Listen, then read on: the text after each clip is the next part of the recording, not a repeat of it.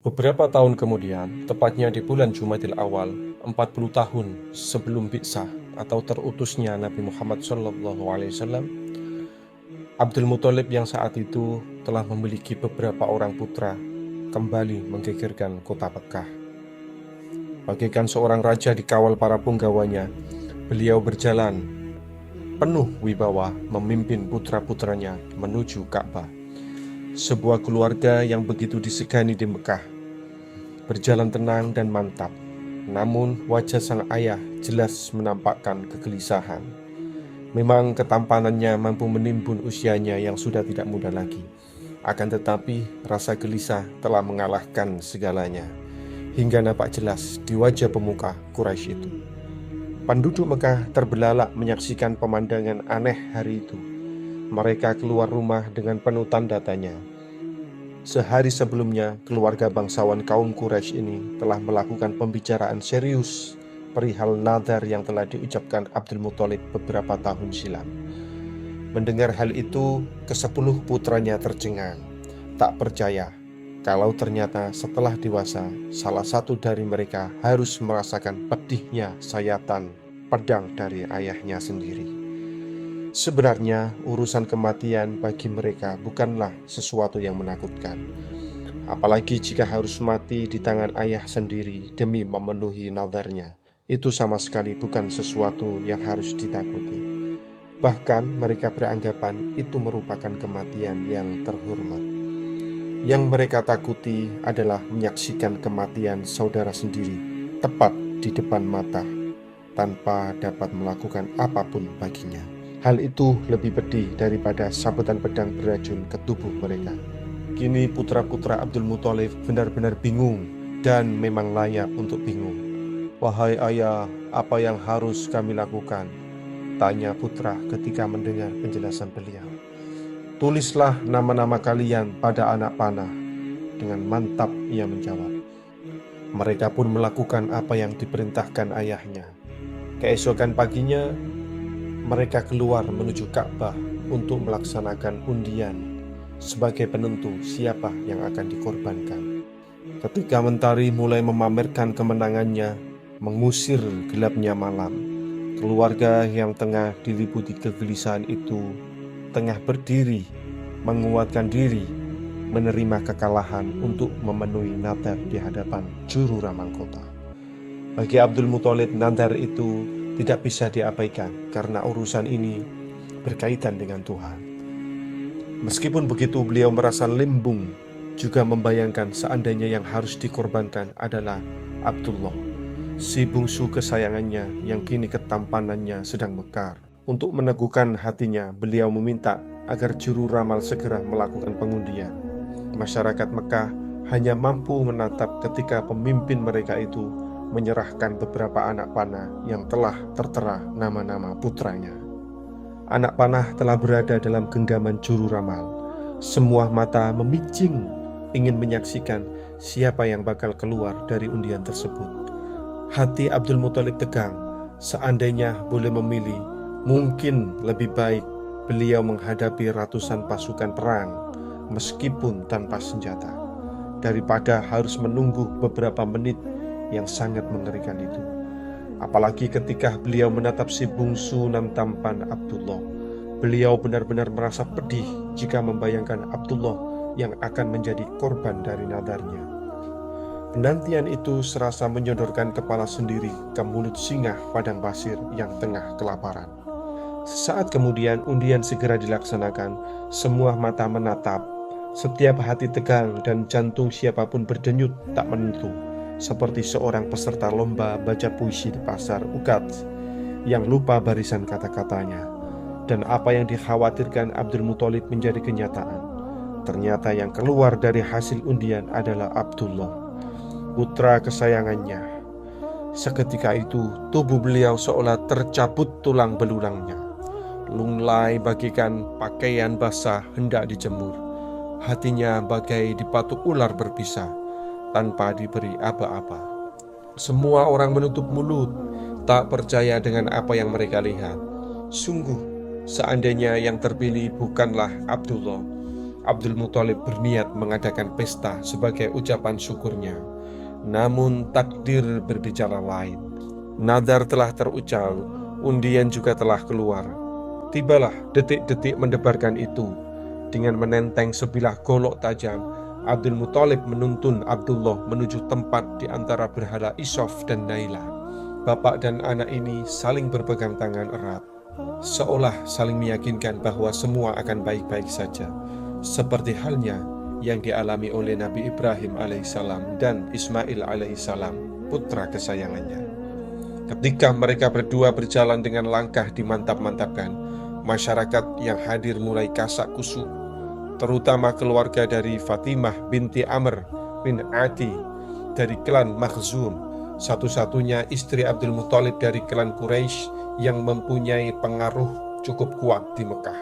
Mereka tetap tidak bisa menerima keputusan itu meskipun telah memahami nadar Abdul Muthalib. Akhirnya mereka sepakat untuk menghentikan pembunuhan itu dan mencoba untuk berbicara baik-baik dengan Abdul Muthalib. Wahai Abdul Muthalib, apa sebenarnya yang akan Anda lakukan? Aku akan memenuhi nadarku, jawab Abdul Muthalib. Sekonyong-konyong mereka menyahut, tidak, Anda tidak boleh membunuh putra Anda sendiri.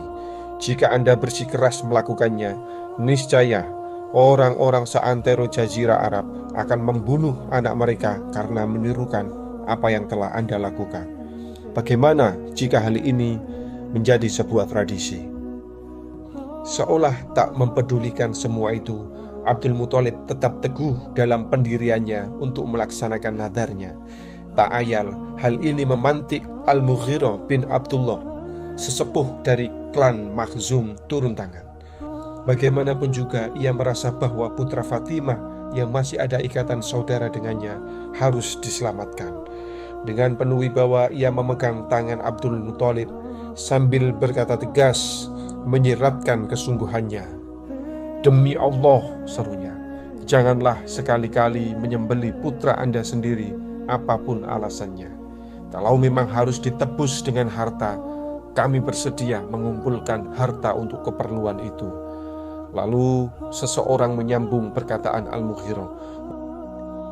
Wahai Abdul Muthalib, temuilah seorang dukun wanita di Hijaz yang memiliki pembantu dari golongan jin. Mintalah keputusan darinya. Jika memang harus menyembelih Abdullah, sembelilah dia. Dan jika ada jalan lain sebagai penggantinya, terimalah sarannya. Teguran itu membuyarkan pikiran Abdul Muthalib. Mungkin secara tak langsung Mughirah berhasil mengingatkan beliau akan perasaan istrinya. Perasaan seorang ibu yang harus berpisah dari buah hatinya. Sangat mungkin sekali hati istrinya kini telah patah, hancur berserakan, begitu mendengar putra kesayangan mereka hendak dikorbankan. Akhirnya diterimalah usulan tersebut. Berangkatlah Abdul Muthalib menuju Hijaz dengan ditemani oleh beberapa putra dan sekelompok orang Quraisy. Sepanjang jalan tak henti-hentinya beliau berucap doa agar Abdullah dapat terbebas dari jeratan nazar yang diucapkannya. Perjalanan itu terasa begitu ringan, meskipun sebenarnya mereka harus bertempur mati-matian melawan mentari yang menyengat tanpa ampun, menahan amukan pasir yang setiap saat siap membenamkan mereka hidup-hidup. Kadang angin panas padang pasir juga masuk tanpa permisi dan langsung menghantam paru-paru. Semua itu tak mereka hiraukan sama sekali. Di kota ini mereka mendengar bahwa dukun wanita itu kini telah pindah ke Khaybar, sebuah pemukiman subur sebelah utara Yathrib yang dihuni kaum Yahudi. Mereka segera melanjutkan perjalanan, meskipun itu berarti harus berjalan sekitar 100 mil lagi ke utara Yathrib yang sekarang menjadi kota Madinah Al-Munawwarah. Sesampainya di sana, mereka langsung menemui wanita itu dan menceritakan persoalan yang sedang dihadapi. Namun, mereka tidak langsung mendapatkan jawaban dari dukun tersebut. Kalian pergilah dan kembalilah besok, aku akan bertanya dulu pada jinku, kata wanita itu. Ketika meninggalkan wanita itu, sepanjang jalan menuju penginapan, Abdul Muthalib terus melantunkan doa. Doa yang sama mulai beranjak dari Mekah sampai di negeri Hijaz. Wahai Allah, Tuhanku, jangan Engkau wujudkan apa yang aku khawatirkan, dan jauhkanlah dia Abdullah dari segala kejelekan yang aku khawatirkan ini. Sesungguhnya aku berharap agar anakku ini dapat menjadi pimpinan para manusia. Keesokan harinya mereka mendatangi dukun itu. Tanpa banyak basa-basi, sang dukun langsung menceritakan hasil pertemuannya dengan jin-jin pembantunya. Selanjutnya ia mulai memberitahu apa yang mesti mereka lakukan untuk menebus Abdullah. Aku telah mendapatkan petunjuk dari jinku. Berapakah denda pembunuhan di daerah kalian? Dukun itu memulai pembicaraan. 10 ekor onta, jawab mereka kompak. Pulanglah kalian, persembahkanlah Abdullah dan 10 unta, lalu undilah keduanya. Jika undian jatuh pada anak kalian, maka tambahlah unta persembahan itu hingga Tuhan memberikan ridhonya. Namun jika undian jatuh pada unta, maka sembelihlah unta-unta itu, sebab Tuhan telah menghendaki keselamatan anak itu. Kini mereka telah mendapatkan jalan keluar untuk menyelamatkan Abdullah. Meskipun itu harus dengan cara mengundi, tapi bukankah itu berarti masih ada harapan bagi Abdullah untuk tetap hidup dan terbebas dari nadar? Mereka kembali geger dengan undian untuk menentukan hidup mati putra junjungan mereka. Kaum Quraisy kembali berkumpul di pelataran masjid untuk melihat peristiwa mendebarkan itu.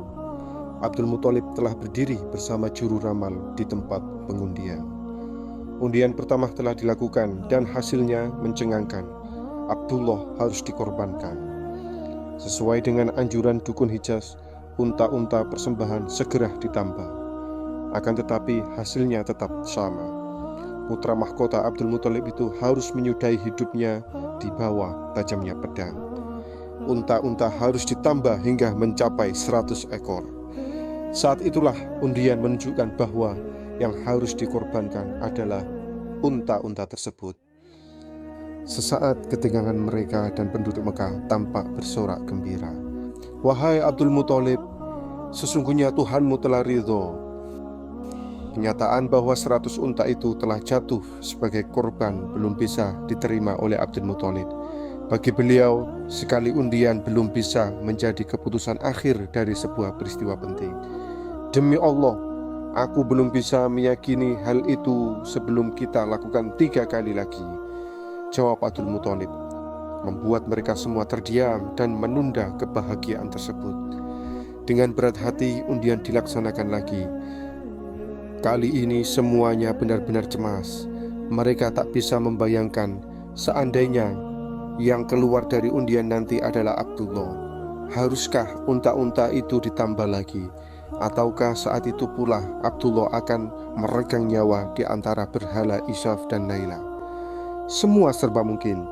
Juru ramal telah mengocok kembali panah undiannya, dan segera setelah itu meledaklah kebahagiaan semua orang yang hadir. Undian pertama hingga ketiga menunjukkan bahwa unta-unta itulah yang harus dikorbankan. Abdul Muthalib nampak sebagai orang yang paling bahagia saat itu. Dia dapat menatap kembali wajah putra kesayangannya. Tatapan keharuan ditingkahi berjuta harapan. Seketika itu 100 ekor unta disembelih dan siapapun boleh menikmati dagingnya.